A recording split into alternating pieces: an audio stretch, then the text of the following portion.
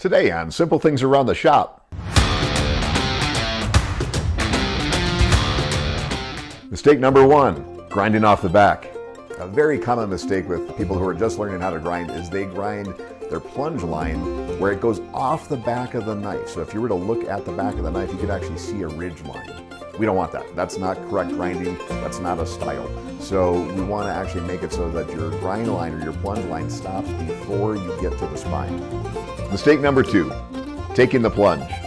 One of the most common mistakes we see with people when they start grinding is trying to drop their blade into a platen where they're leaning it against the platen right at the plunge line. And in doing so, you can't see what's on the other side of your blade.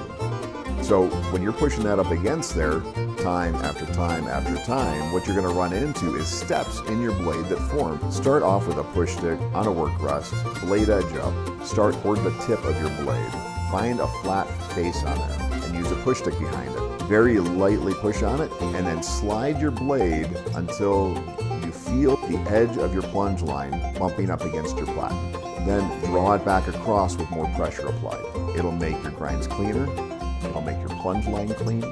One other tip is if I'm grinding so that my plunge line is on the right side of my platen, I can walk my belt over, just making some adjustments on my grinder so that it's rounded just a little bit. And then when you're doing the other side, you just walk the belt over so it moves to the other side as well. Mistake number 3, the plunge line direction. There's actually no functional reason to have your plunge line angled back toward the handle. You want that thing straight up and down or forward angled.